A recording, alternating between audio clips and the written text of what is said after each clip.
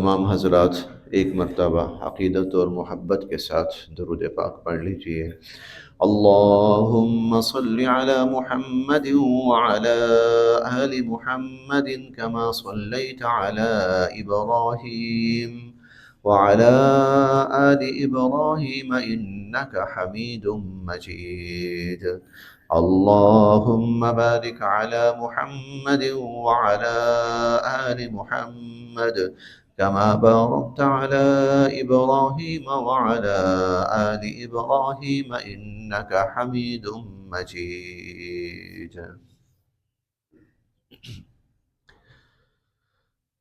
محترم حضرات، قابل صد احترام معزز سامعین، رسول اللہ صلی اللہ علیہ وسلم نے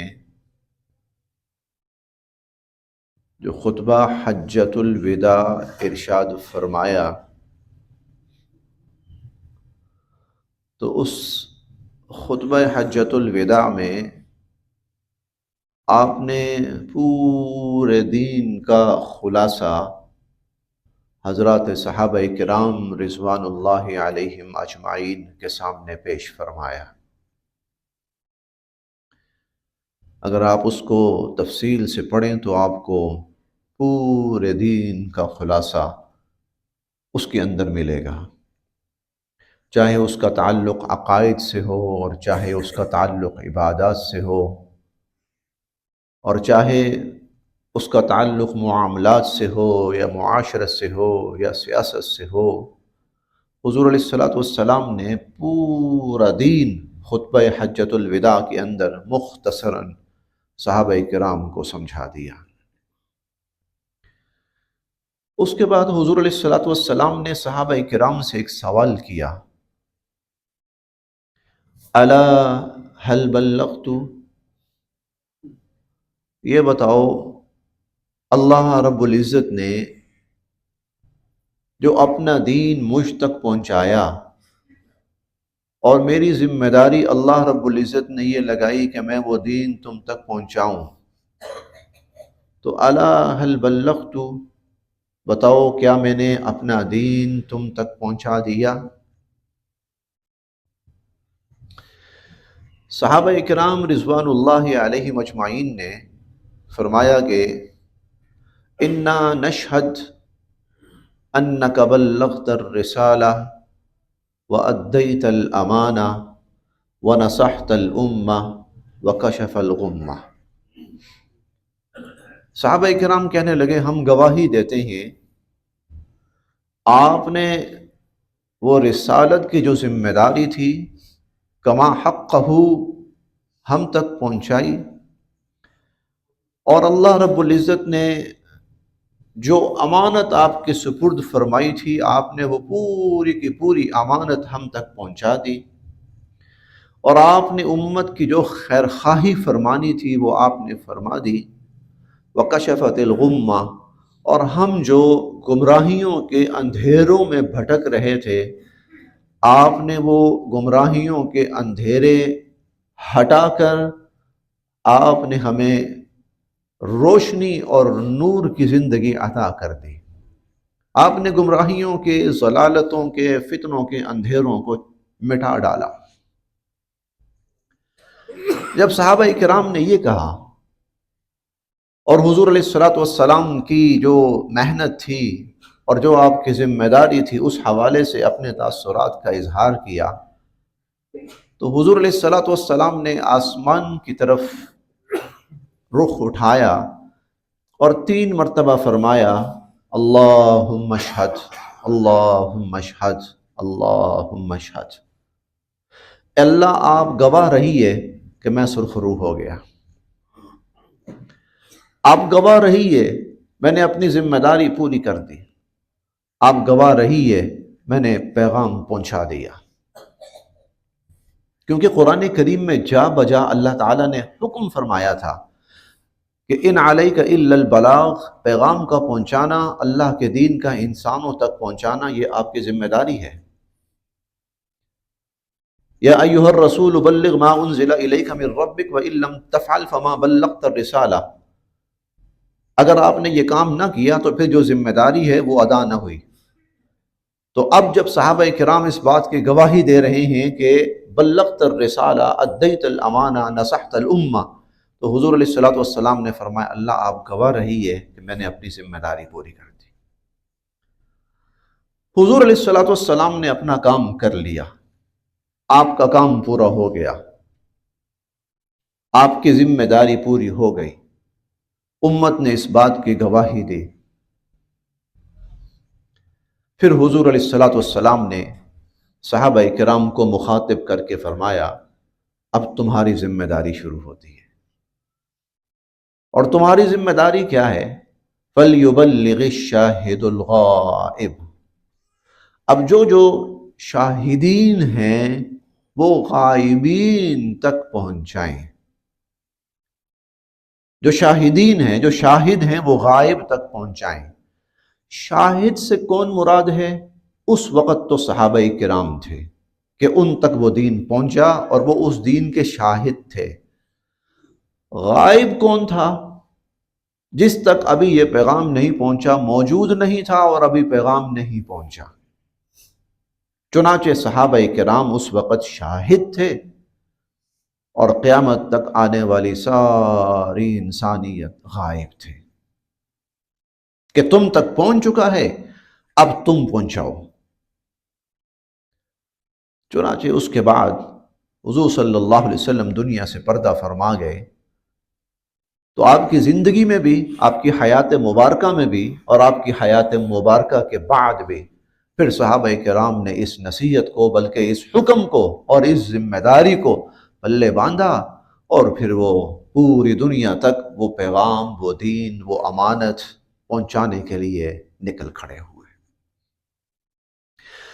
اسی لیے اگر آپ صحابہ کرام کی قبروں کو تلاش کرنا شروع کریں تو آپ کو حیرت ہوگی کہ وہ لوگ جو مکہ میں پیدا ہوئے، وہ لوگ جو مدینہ میں پیدا ہوئے، وہ لوگ جو طائف میں پیدا ہوئے، اور وہ لوگ جو عرب ہی کے علاقے میں پیدا ہوئے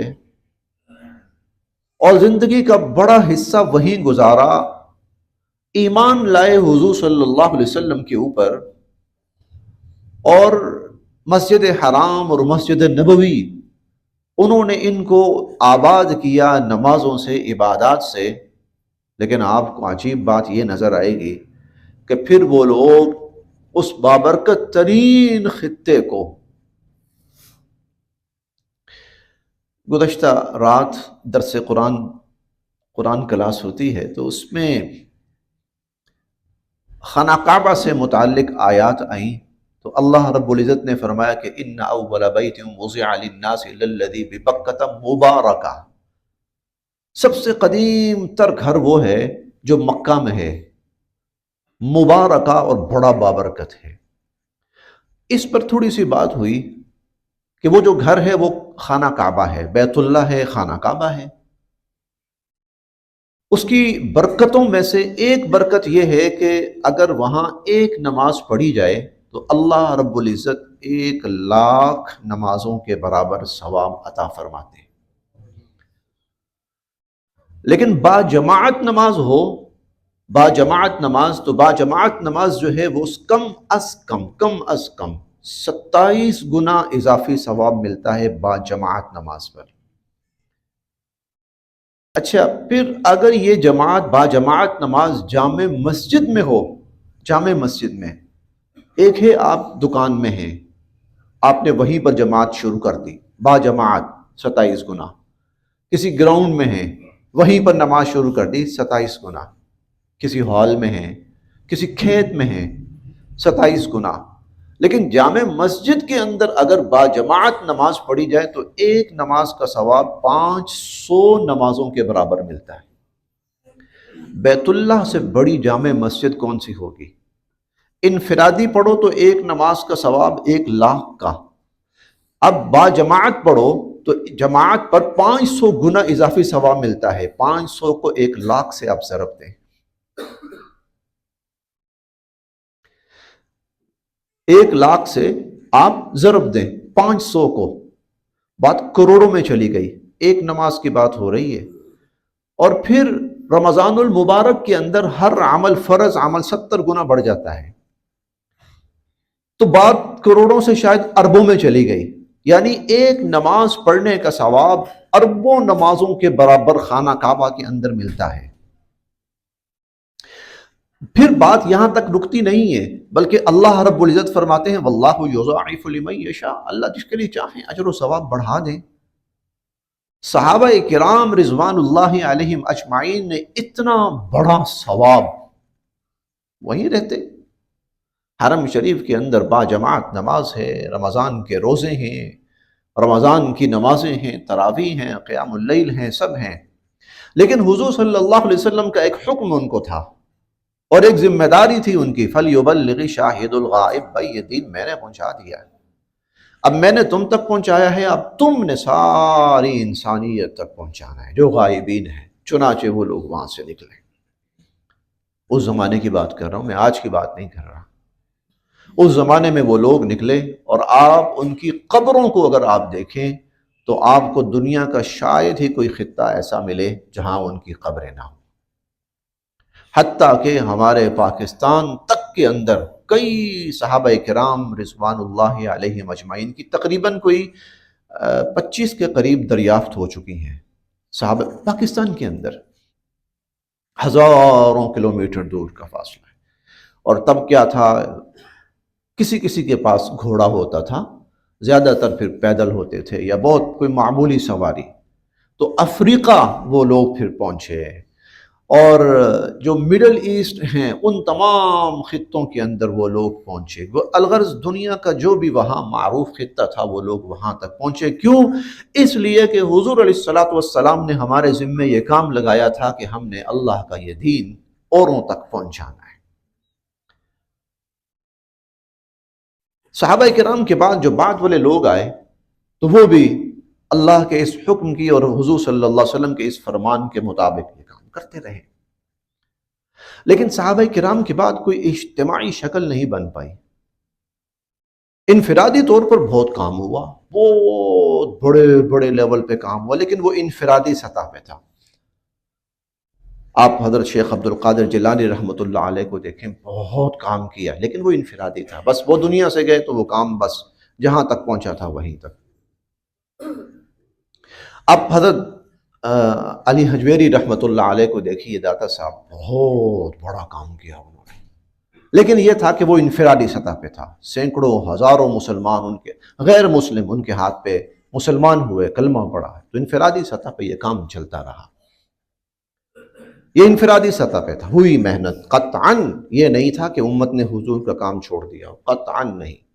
امت حضور کا کام کرتی رہی انفرادی سطح پر، اور دنیا کے ہر خطے میں کوئی نہ کوئی اللہ کا نیک بندہ اٹھتا رہا اور اٹھ کر وہ اپنی سی کوشش کرتا رہا اور بہت کوشش کی. یہ اولیاء اللہ جو ہیں انہوں نے بہت کام کیا، بہت محنت کی انہوں نے. یہاں میں تھوڑی سی ایک غلط فہمی دور کر دوں. اولیاء اللہ کی جو اصل محنت تھی نا، اس پہ ہم لوگوں نے پردہ ڈال دیا ہے. جو اصل اولیاء اللہ کا کام تھا اور ان کی محنت تھی نا، اس پہ ہم لوگوں نے پردہ ڈالا ہوا ہے. اور ہم نے اولیاء اللہ کا جو چہرہ پیش کیا ہے دنیا کے سامنے، وہ ان کا اصل چہرہ نہیں تھا جس پر ان کو اللہ کی طرف سے اتنا نوازا گیا، ان کا درجہ بلند ہوا. ہم نے اولیاء اللہ کا یہ چہرہ پیش کیا، جی کوئی ایسا تھا کہ جو ایک ٹانگ پہ کھڑا ہوتا تھا، جی کوئی ایسا تھا اس نے پوری زندگی شادی نہیں کی، اور کوئی ایسا تھا جی جو ایسا کرتا تھا، کوئی ایسا تھا جی وہ ایسا کرتا تھا، کوئی آسمانوں میں تھا، کوئی اڑ کے چاند میں چلا جاتا تھا، چاند سے زمین. عجیب و غریب ہم نے ان کا ایک مسخ شدہ چہرہ اولیاء اللہ کا پیش کیا. غلط ہے. جب یہ چہرہ پیش کیا تو بہت سے لوگ مخالف بھی ہو گئے، یہ کون سے اولیاء اللہ ہیں، کیا حماقتیں ہیں. اولیاء اللہ کا اصل چہرہ کیا تھا اور ان کا اصل کام کیا تھا جن پر اللہ نے ان کو عزت بخشی؟ انہوں نے حضور صلی اللہ علیہ وسلم کی اسی ذمہ داری کو ادا کیا. وہ انسانیت تک پہنچے، وہ گمراہوں تک پہنچے، وہ کفار تک پہنچے. اور ان کو بڑی حکمت کے ساتھ، بڑی محبت کے ساتھ ان کو حضور صلی اللہ علیہ وسلم کا دین پہنچایا، اللہ کا دین پہنچایا، لوگ مسلمان ہوئے۔ ہم جو لوگ ہیں نا، اب پیچھے چلنا شروع ہوں تو شاید ہم میں سے کوئی پیچھے چل کر ہندو نکلے گا، کوئی کچھ نکلے گا، کوئی کچھ نکلے گا۔ تو پھر یہ اولیاء اللہ تشریف لائے دنیا کے مختلف خطوں کے اندر۔ اچھا، ایک چیز اور بڑی کہی جاتی ہے، وہ یہ کہی جاتی ہے کہ اتنے اولیاء اللہ عرب ممالک کے اندر نہیں ہوں گے جتنے یہ ہندوستان اور اس خطے کے اندر ہیں، جو اولیاء اللہ کی میں بات کر رہا ہوں۔ اس کی وجہ بھی ہے، اس کی وجہ بھی ہے۔ اس کی وجہ یہ ہے کہ حضور علیہ الصلوۃ والسلام کے زمانے میں جو شرک تھا نا، جو شرک کی سب سے قبیح شکل اور بڑی شکل دنیا میں تھی، وہ عرب میں تھی۔ چنانچہ اللہ رب العزت نے وہاں حضور علیہ الصلوۃ والسلام کو مبعوث فرمایا، صحابہ کرام کی جماعت تیار ہوئی، اور دنیا میں ان سے بڑا اور افضل کوئی نہیں، نہ حضور سے بڑا ہے اور حضور کے بعد، انبیاء کے بعد صحابہ سے بڑا کوئی نہیں ہے۔ وہ سب اعلیٰ درجے کے اولیاء اللہ تھے، اتقیاء تھے، زہداء تھے، نیک ترین لوگ تھے وہ دنیا کے، ان سے بڑا کوئی نیک نہیں تھا۔ پھر اس کے بعد وہ شرک جو حضور علیہ الصلوۃ والسلام کے زمانے میں مکہ المکرمہ میں تھا، اس کے بعد وہ شرک جس خطے میں تھا وہ ہندوستان تھا۔ اس کے بعد وہ شرک، اس لیے وہ عرب کا مشہور ترین بت جس کو منات کہا جاتا ہے، جس کا ذکر اللہ رب العزت نے قرآن کریم میں فرمایا، وَمَنَاةَ الثَّالِثَةَ الْأُخْرَى۔ عربوں نے، مشرکین نے اس بت کو کسی نہ کسی طرح وہاں سے نکالا اور نکال کر ہندوستان لے آئے، اور پھر وہ سو منات کے نام سے مشہور ہوا۔ منات بت تھا، سو احتراماً اس کے لیے لگایا گیا، سو منات کے نام سے مشہور ہوا۔ پھر اللہ رب العزت نے ایک نیک بندے کو بھیجا، اور وہ اس نے آ کر، سلطان محمود غزنوی، اس نے آ کر ہندوستان کے اوپر حملے کیے، اور اس کے حملوں کا مقصد جو تھا وہ شرک جو عرب سے نکلا تھا اور بچا ہوا تھا اور دنیا میں گمراہی پھیلا رہا تھا، اس نے اس شرک کا خاتمہ کیا۔ اسی لیے اس خطے کے اندر اللہ کے نیک بندے بہت آئے، اولیاء اللہ بہت آئے۔ کیوں؟ اس لیے کہ یہاں شرک کی وہ بہت بڑی قسم موجود تھی۔ شاید اسی لیے آپ کو ایک بات سمجھ آئے، اور وہ یہ کہ حضور صلی اللہ علیہ وسلم نے ایک جنگ کا ذکر کیا ہے، اور اسے کہا جاتا ہے غزوہ ہند۔ غزوہ ہند، غزوہ تو وہ ہوتا ہے نا کہ جس میں حضور صلی اللہ علیہ وسلم خود شامل ہوئے ہوں، لیکن وہ لڑائی حضور کے زمانے میں ہے ہی نہیں ہے، بلکہ وہ لڑائی اور وہ جنگ اور وہ جہاد تو حضور علیہ الصلوۃ والسلام کے بہت بعد شروع ہوگا، کہیں صدیوں بعد، اور صدیوں بعد شروع ہوا ہے وہ غزوہ ہند۔ لیکن اس کے لیے غزوہ کا مطلب حضور علیہ الصلوۃ والسلام اس میں موجود ہیں۔ حضور تو پردہ فرما گئے دنیا سے، تو اس کو غزوہ ہند کیوں کہہ رہے ہیں؟ اس لیے کہ حضور علیہ الصلوۃ والسلام نے فرمایا تھا، میں زندہ رہا تو میں خود اس میں شرکت کروں گا، میں زندہ رہا تو میں خود اس میں شرکت کروں گا۔ یہ کہاں پہ ہوگا؟ یہ ہند میں ہوگا۔ ہند کون سا علاقہ ہے؟ یہ سارا بر صغیر کہہ لیجئے۔ کیوں حضور علیہ الصلوۃ والسلام نے کیوں اس میں خواہش کا اظہار فرمایا؟ اس لیے کہ وہ دنیا کا سب سے بڑا شرک جو وہاں پہ تھا، اس کے بعد وہ اس خطے کے اندر ہوگا، وہ شرک، اور بہت بڑی تعداد کے اندر ہوگا وہ شرک جس پر اللہ نے لعنت فرمائی، جس کے خاتمے کے لیے انبیاء علیہم السلام کو بھیجا، تو وہ یہاں پہ اس خطے میں ہوگا۔ اور اللہ رب العزت اپنے ایسے بندوں کو بھیجیں گے کہ جو اللہ کے حکم سے جہاد کریں گے اور محنت کریں گے اور کوشش کریں گے، اور اس برکت سے وہ سارے کے سارے شرک کا خاتمہ کر دیں گے۔ اندازہ لگائیں کہ اس خطے کے اندر جہالت کس درجے پر اور شرک کس درجے پر، کہ اس شرک کے خاتمے کے لیے جو کوشش ہوگی، حضور فرماتے ہیں میں زندہ ہوا تو میں بھی اس میں شامل ہوں گا۔ اور پھر صحابہ کرام تلقین کرتے تھے اپنے ساتھیوں کو، ہم زندہ رہے تو ہم اس میں شرکت کریں گے، ہم زندہ نہ رہے تو تم اس میں شرکت کرنا۔ تو اس خطے کے اندر شرک بہت بڑی تعداد میں تھا، بہت بڑی سطح پہ تھا آج بھی. اور آج بھی میں سینکڑوں کی بات نہیں کر رہا کہ سینکڑوں کی تعداد میں مشرکین ہیں اس خطے کے اندر، میں ہزاروں کی بات بھی نہیں کرتا، میں کروڑوں کی بات بھی نہیں کرتا، یہ اربوں کی بات ہے، اربوں کی تعداد کے اندر. اب دیکھیں کہ وہ شرک جو حضور علیہ الصلوۃ والسلام نے ختم فرمایا تھا، جزیرۃ العرب سے ختم فرمایا تھا، اور اس کے کچھ اثرات ہندوستان تک پہنچے تھے، اب اسی کے اثرات دوبارہ عرب میں جا رہے ہیں، اب اسی کے اثرات دوبارہ عرب میں جا رہے ہیں. تو بہرحال اس خطے میں اللہ کے بہت بڑے بڑے نیک بندے آئے، بہت بڑے بڑے بزرگان دین آئے، وہ سب بڑی محنتیں کی، اللہ ان سب کو جزائے خیر نصیب فرمائے. اللہ ان کی اصل میں وہ عرض کر رہا ہوں، ان کا جو اصل چہرہ تھا نا وہ دنیا کے سامنے پیش نہیں کیا گیا. اور ان کا اصل چہرہ کیا تھا؟ انہوں نے حضور کے دین کی تبلیغ کی ہے، انہوں نے انسانیت تک اللہ کا دین پہنچایا ہے، محبت سے پہنچایا ہے. بس انہوں نے کوئی لڑائی جھگڑا یہ کام نہیں کیا، انہوں نے بڑی محبت سے پہنچایا ہے، لوگوں کے مزاجوں کو سامنے رکھتے ہوئے. لیکن وہ ساری بہرحال انفرادی محنتیں تھیں، بڑی کامیاب محنتیں تھیں، اسی کی برکت سے بہت لوگ مسلمان ہوئے. پھر اللہ رب العزت نے اس خطے میں ایک اجتماعی کوشش شروع فرمائی، اجتماعی کوشش. حضرت شیخ الہند رحمۃ اللہ علیہ جو ہے بہت بڑا نام ہے ہندوستان کا. اور مزے کی بات یہ ہے میں اور آپ نہیں جانتے شیخ الہند کو، اور شیخ الہند کو اگر کوئی جانتا ہے تو وہ انگریز جانتا ہے. شیخ الہند کو رحمۃ اللہ علیہ، انہوں نے حضرت شیخ الہند رحمۃ اللہ علیہ نے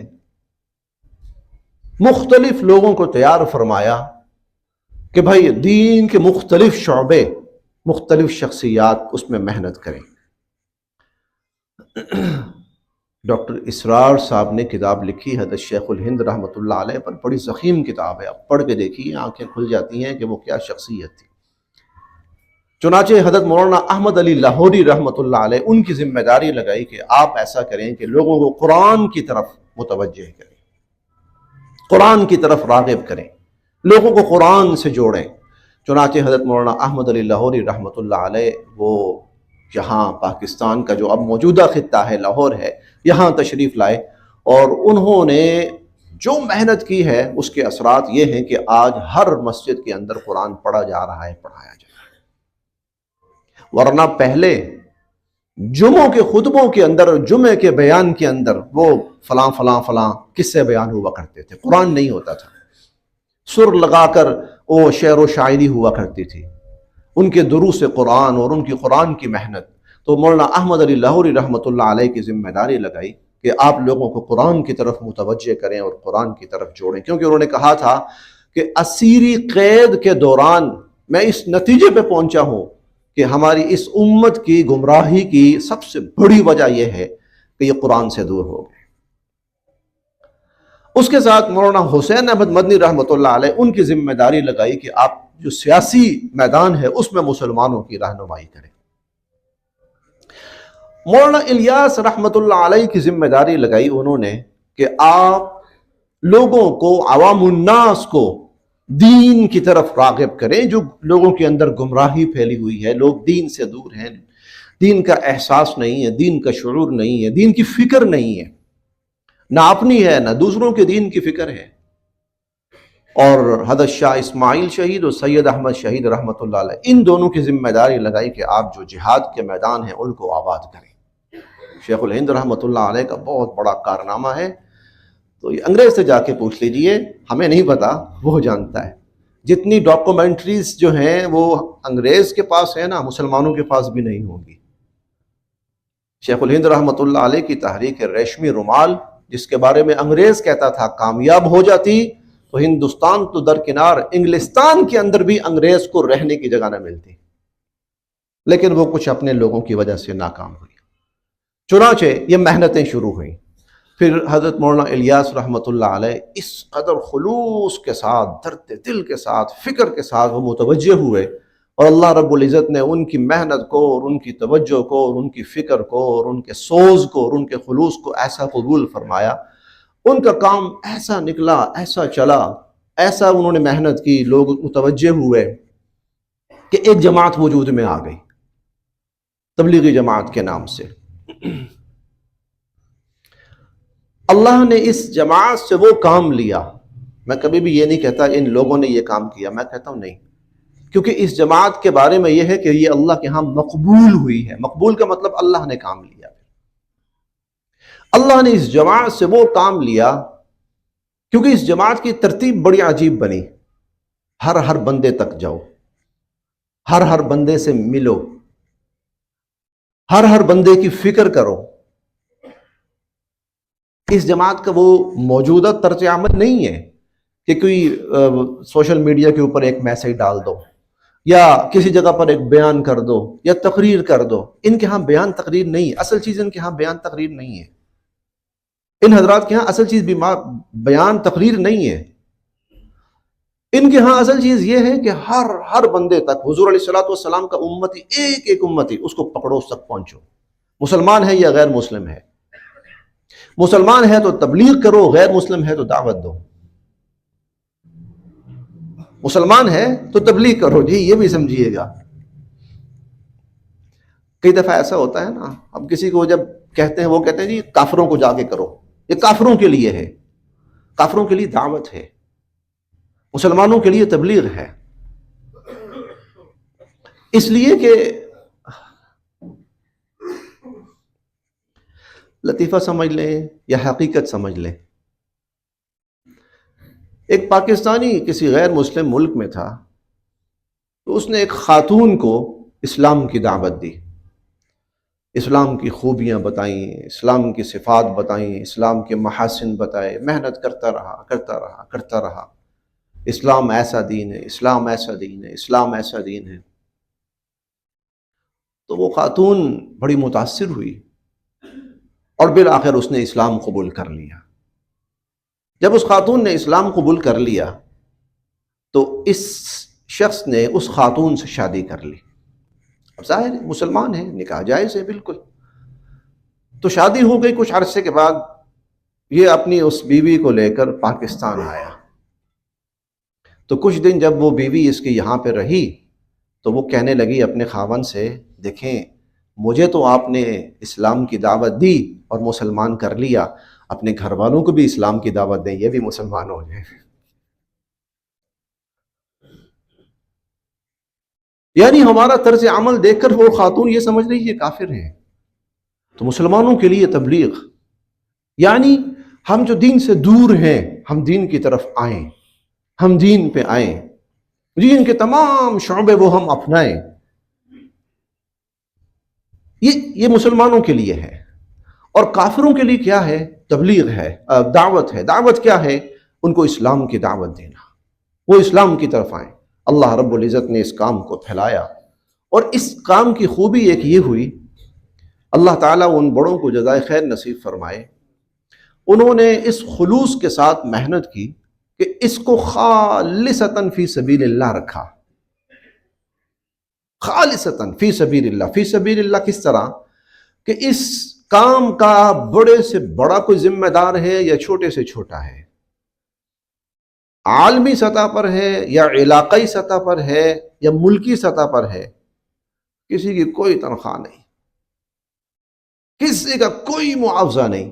یہ واحد دنیا کی جماعت ہے، واحد، جس کے بڑے سے بڑے اور چھوٹے سے چھوٹے، کسی کی کوئی تنخواہ، کوئی معاوضہ، کوئی مراعات، کوئی ٹی اے ڈی، کچھ بھی نہیں. خالصتاً. اصول یہ ہے، شرط یہ ہے، جن شرائط پر اس کام کو مرتب کیا گیا تو وہ اصول اور شرائط یہ ہے کہ اپنی جان، اپنا مال، اپنا وقت. اپنی جان، اپنا مال، اپنا وقت. تو خلوص تھا، اخلاص تھا اور بنیادیں بالکل ٹھیک تھیں. تو اللہ رب العزت نے پھر اس کام کو پوری دنیا تک پہنچایا. اور میں نے بات شروع کی تھی، اب چونکہ وقت کم ہے اس لیے میں اس کو جوڑ رہا ہوں اپنی ابتدا کے ساتھ، کہ حضور صلی اللہ علیہ وسلم نے صحابہ کرام سے فرمایا رضوان اللہ علیہم اجمعین، ان سے فرمایا کہ فَلْيُبَلِّغِ شَاهِدُ الْغَائِبِ، پورے کا پورا دین میں نے تم تک پہنچایا. اور اب تمہارا کام یہ ہے کہ تم آنے والے جتنے بھی لوگ ہیں، وہ جتنی بھی نسلیں ہیں، امتیں ہیں، ان تک پہنچاؤ۔ صحابہ کرام نے پہنچایا، تابعین نے پہنچایا، تبع تابعین نے پہنچایا۔ لہٰذا اس اعتبار سے یہ ہر شخص کی ذمہ داری بنی، ہم میں سے ہر مسلمان کی ذمہ داری بنی، حضور صلی اللہ علیہ وسلم کے ہر امتی کی ذمہ داری بنی۔ وہ جو امید رکھتے ہیں نا قیامت کے دن صرف ایک ہستی آئے گی ہمیں بچائے گی، وہ ہستی سیدنا دو عالم صلی اللہ علیہ وسلم محمد الرسول اللہ امام الاولین والآخرین سید الاولین والآخرین۔ پھر انہوں نے ہماری ذمہ داری لگائی ہم سب کی کہ بھئی اللہ کا یہ دین جو مجھ تک پہنچا ہے، اللہ نے اس کے لیے مجھے چنا ہے، مجھ تک پہنچایا ہے، میں نے تم تک پہنچایا ہے، اب تم نے اس کو ہر آنے والے تک پہنچانا ہے۔ تو انفرادی سطح پر کام ہوا، اجتماعی سطح پہ کام ہوا، امت کا ہر فرد اپنے ذمے یہ سمجھے، امت کا ہر فرد کہ میں اگر حضور صلی اللہ علیہ وسلم کی طرف اپنی نسبت کرتا ہوں، اپنے آپ کو حضور علیہ الصلوۃ والسلام کا امتی سمجھتا ہوں، تو سب سے بڑے موقع پر، سب سے بڑے اجتماع میں حضور صلی اللہ علیہ وسلم نے جو ذمہ داری لگائی یہ کہ یہ دین جو ہے کوئی آدمی دنیا سے اس حال میں نہ جائے کہ وہ اس سے محروم ہو۔ چنانچہ یہ لوگ بہت بڑی سطح پہ کام کر رہے ہیں، اس سے بڑی سطح پہ کام اس وقت دنیا میں بظاہر ممکن نظر نہیں آتا۔ اللہ ان سب کو جزائے خیر نصیب فرمائے۔ یہ میں پتہ کس لیے عرض کر رہا ہوں، مجھے یہاں تقریباً آج 24 سال ہو گئے ہیں اس مسجد کے اندر۔ دنیا کا کوئی ملک ایسا نہیں ہوگا جس کا کوئی نہ کوئی فرد یہاں نہ آیا ہو۔ آپ کسی بھی ملک کا نام لیں، وہاں کے رہنے والے مسلمان پاکستان آئے۔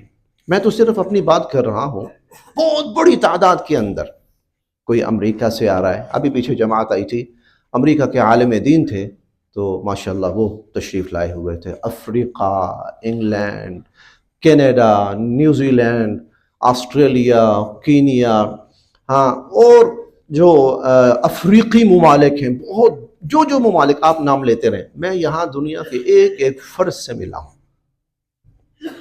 آپ کون ہیں؟ جی میں افریقہ سے آیا ہوں۔ کس سلسلے میں آئے ہیں؟ دعوت و تبلیغ کے سلسلے میں۔ کن کی محنت سے؟ تبلیغ والوں کی محنت سے۔ اندازہ لگائیے کس قدر بڑی سطح پہ کام کیا۔ لہٰذا ایک تو یہ ہے کہ ہر شخص ان کے ساتھ کسی نہ کسی سطح پہ منسلک ہو جائے، کسی نہ کسی سطح پر کہ اللہ کا دین پہنچانے میں شامل ہو جائے۔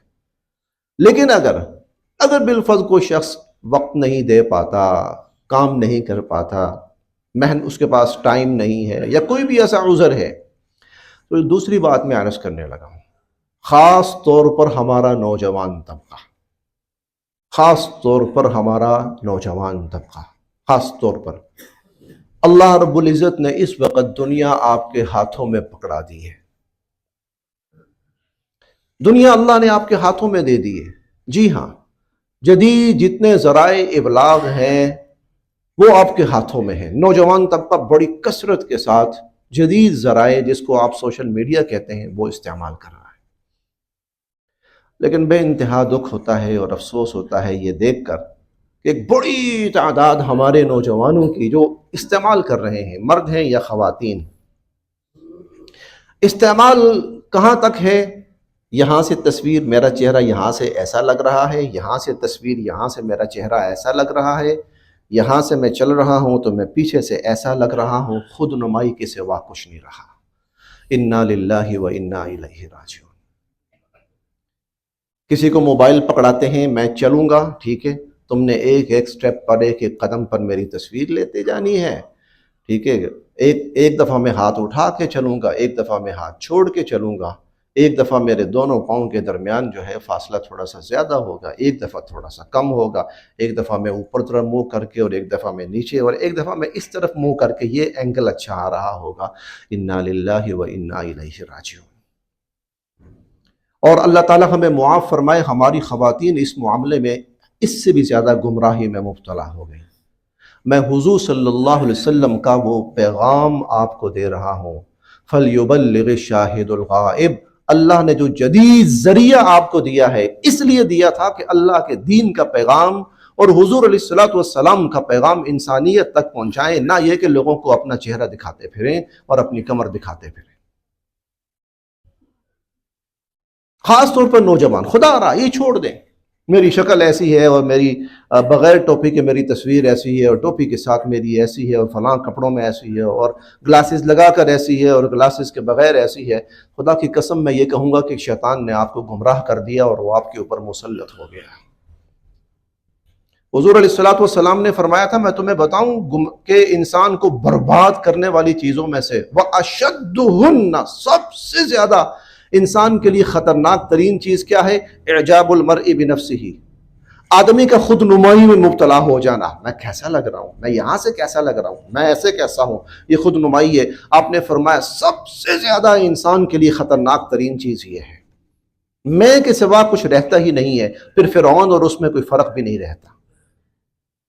آج کا نوجوان خاص طور پر خدا را شاید آج سے 100 سال پہلے کے لوگوں سے اللہ کا اتنا سوال نہیں ہوگا، ان کے پاس ذرائع نہیں تھے، ان کے پاس اللہ کا دین انسانیت تک پہنچانے کے ذرائع نہیں تھے۔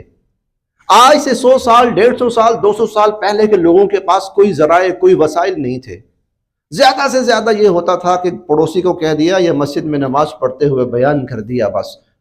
لیکن آج کا نوجوان وہ اس دنیا کے ایک ایک انسان کا ذمہ دار ہے کہ تو پیغام پہنچا سکتا تھا، تیرے پاس ذرائع تھے، تیرے پاس وسائل تھے، بتا تو نے کیا کیا ہے۔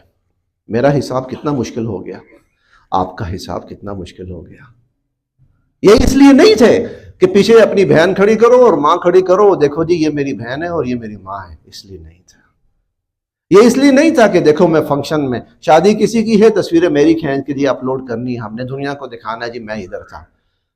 کوئی 2 لقمے کہیں لگانے جاتا ہے نا کسی جگہ بیٹھ کر، تو اس کی ویڈیو بنا کر اپلوڈ کر رہا ہوتا ہے جی دیکھیں یہ انا للہ و انا الیہ راجعون۔ یاد رکھیے میرے اور آپ کے پاس جتنا موقع ہے، جتنے ذرائع ہیں، یہ صحابہ کرام کے پاس بھی نہیں تھے۔ جتنے ذرائع میرے اور آپ کے پاس ہیں، اللہ ان کو جزائے خیر دے، تبلیغ والوں کو، جنہوں نے آج سے 100 سال پہلے پوری دنیا کا نقشہ سامنے رکھ کے کہا کہ ایک ایک گھر تک پہنچنا ہے، اور وہ ایک ایک گھر تک پہنچے۔ حضور نے فرمایا تھا نا کہ میرا دین ہر کچے پکے گھر میں پہنچے گا، وہ ان لوگوں نے پہنچایا۔ یہ پہنچے کچے پکے گھروں میں، جنگلات کے اندر، اور وحشی قبائل تک پہنچے، نہ ذرائع نہ ہونے کے باوجود، اتنے وسائل نہ ہونے کے باوجود۔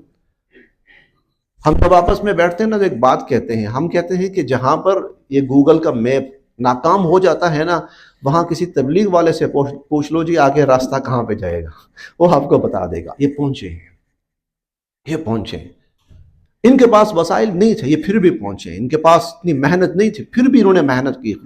ہمارے پاس تو بہت ذرائع، ہم میں سے ہر شخص کے ساتھ اگر ہماری محنت ان کے ساتھ جڑ جائے تو یہ سونے پہ سہاگا ہو جائے گا۔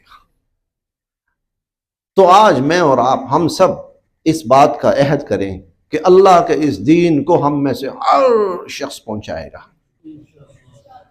چھوٹے سے چھوٹا جو کم عمر ہے وہ بھی یہ عہد کرے، بڑے سے بڑا ہے، ان لوگوں کے ساتھ شامل ہو کر، یا ان کے ساتھ اگر شامل نہیں ہوا پاتا کسی مجبوری کی بنا پر، لیکن اللہ کا دین انسانوں تک پہنچانا یہ حضور ہماری ذمہ داری لگا کر گئے۔